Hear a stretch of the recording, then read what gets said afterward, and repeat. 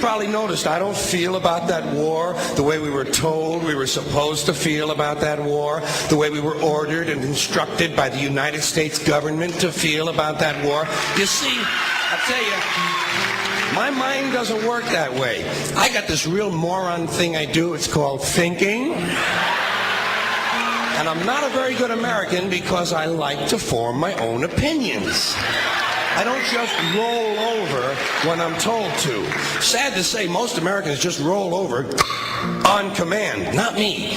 I have certain rules I live by. My first rule, I don't believe anything the government tells me. Nothing. Zero.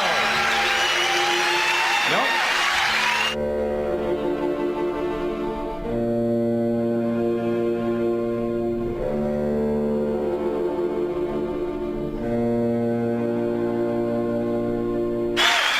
And I don't take very seriously the media or the press in this country, who in the case of the Persian Gulf War were nothing more than unpaid employees of the Department of Defense, and who most of the time function as kind of an unofficial public relations agency for the United States government.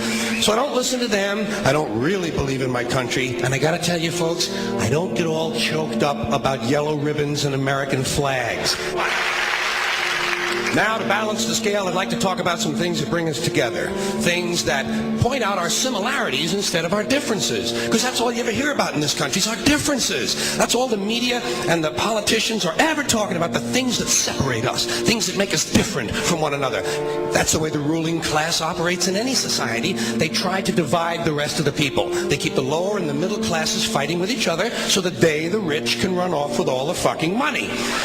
Fairly simple thing happens to work. You know, anything different, that's what they're going to talk about. Race, religion, ethnic and national background, jobs, income, education, social status, sexuality, anything you can do, keep us fighting with each other so that they can keep going to the bank. You know how I describe the economic and social classes in this country? The upper class keeps all of the money, pays none of the taxes. The middle class pays all of the taxes, does all of the work.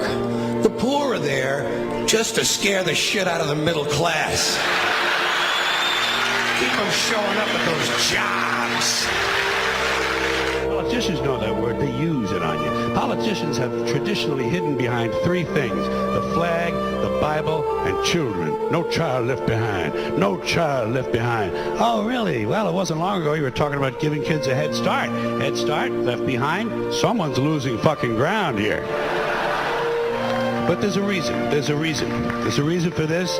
There's a reason education sucks, and it's the same reason that it will never, ever, ever be fixed. It's never going to get any better. Don't look for it. Be happy with what you got. Because the owners of this country don't want that.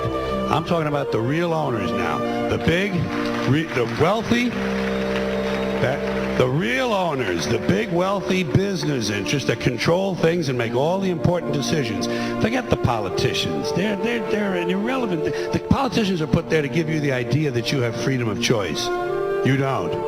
You have no choice. You have owners. They own you. They own everything. They own all the important land. They own and control the corporations. They've long since bought and paid for the Senate, the Congress, the state houses, the city halls. They got the judges in their back pockets, and they own all the big media news, all the big media companies. So they control just about all of the news and information you get to hear. They got you by the balls. They spend billions of dollars every year lobbying to get what they want. Well, we know what they want. They want more for themselves and less for everybody else. But I'll tell you what they don't want. They don't want a population of citizens capable of critical thinking. They don't want well-informed, well-educated people capable of critical thinking. They're not interested in that. That doesn't help them. That's against their interest. That's right. You know something? They don't want people who are smart enough to sit around the kitchen table and figure out how badly they're getting fucked by a system that threw them overboard 30 fucking years ago. They don't want that. You know what they want? They want obedient workers. Obedient workers. People who are just smart enough to run the machines and do the paperwork, and just dumb enough to passively accept all these increasingly shittier jobs with the lower pay, the longer hours, the reduced benefits, the end of overtime, and the vanishing pension that disappears the minute you go to collect it. And now they're coming for your Social Social Security money. They want your fucking retirement money. They want it back so they can give it to their criminal friends on Wall Street. And you know something? They'll get it. They'll get it all from you sooner or later because they own this fucking place. It's a big club, and you ain't in it. You and I are not in the big club.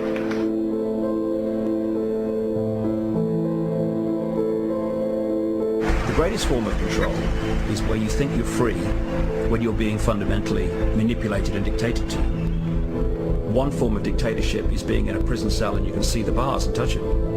The other one is sitting in a prison cell but you can't see the bar, you think you're free. What the human race is suffering from is mass hypnosis. We are being hypnotized by people like this. Newsreaders, politicians, teachers, lecturers. We are in a country and in a world that is being run by unbelievably sick people. The chasm between what we're told is going on and what is really going on is absolutely enormous. The greatest hypnotist on planet Earth is a oblong box in the corner of the room. It is constantly telling us what to believe is real. Historically, the control and manipulation of political opinion has been the Freemasons' main weapon in gaining control of countries and states. Once in control of the rulers and politicians of a country, laws and political structures could be changed in accordance with their agenda. However, since restricting the body does not necessarily mean restricting the mind, the Freemason recognizes that their plan for a global government hinges completely on subduing the masses to their agenda, and thus eliminating opposition to their cause. And the greatest threat to their plan, posing more danger than any army or law, is the threat of a free-thinking mind. In order to eliminate this threat and to achieve their objective, the Masons have set about the boldest plan ever devised: the complete control of every aspect of human life, your life. And the weapons they are using against you are in your very homes, entertaining you and your children, and gradually indoctrinating you without you even realizing.